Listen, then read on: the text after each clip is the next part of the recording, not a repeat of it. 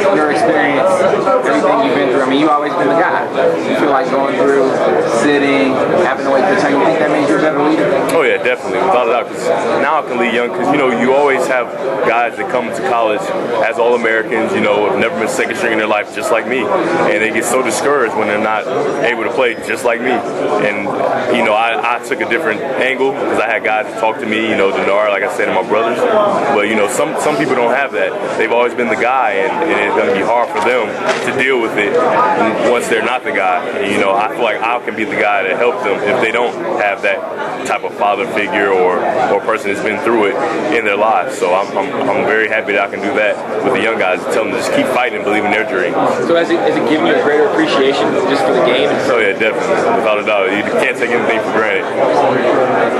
Is there an aspect of leadership that's easier for you? Is it easier for you to scold guys, or is it easier for you to keep them light? I'm not much of a scolding guy. I'm kind of nice, but I do make fun of it. Like I'm more of a joking, you drop that pass, but all right, you a scrub, something like that, And they don't take it hard. They just want to catch the next pass. They don't want Devin Gardner calling them a scrub, So I feel like that's my fun way of, for sure making sure that what they did was not okay, but not, embarrassing them, scolding. I don't even like that word. It's bad. It's not nice.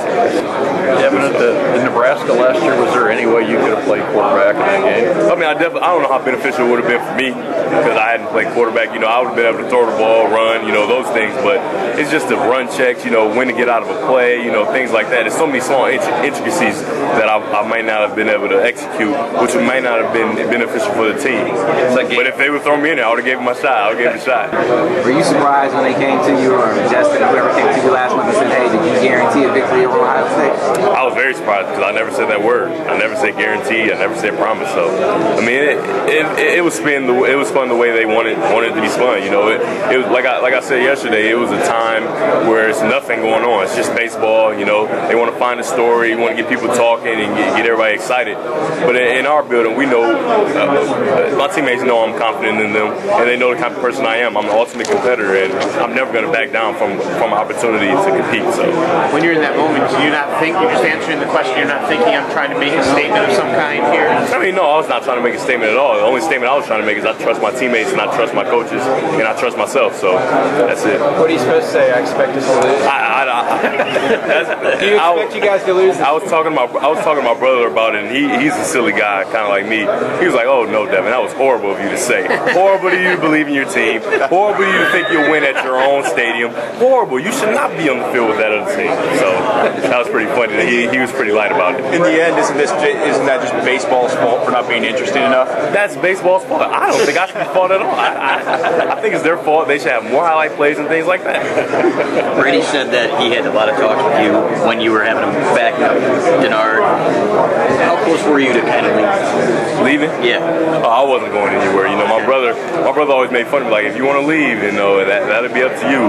But I just knew it was so much better for me here to get a Michigan degree, and as you guys know, I already got it and things like that. And it's been great here, and I've become a mentally strong person from going through all these things. And I feel like adversity is something that you shouldn't run away from, and that's what I faced, a ton of adversity. Devin, back up to when you were about to play receiver, because I know Thomas is your guy, and he said you talked to him a lot about it. Okay. All right, so you mentioned your leadership, but talk to all the guys. Brady said it, Devin said it. When he went to receiver, he felt like that really proved something to you guys as his teammates. So take me into the locker room, man. Did you guys look at Devin differently after he did that? I mean, did you look at him more of a leader, as more of a team guy after he did that? Yeah, absolutely, because he came in as a highly touted quarterback. Everybody knows that, and for him to be able to put his pride aside and play receiver and be a team player was big, because me and him talked about it ourselves, and how him being a black quarterback and him having to switch to receiver and go with the norm, he wanted to break that norm and stay a quarterback. But for him to set that aside and be a team player was tremendous, and it showed everybody what type of team player he was. How much did it weigh on you, some of the stereotypes? They say a lot of black quarterbacks can't be quarterbacks. They got to be receivers. How much weight was that? I mean, that made it really hard because, that's the biggest fear.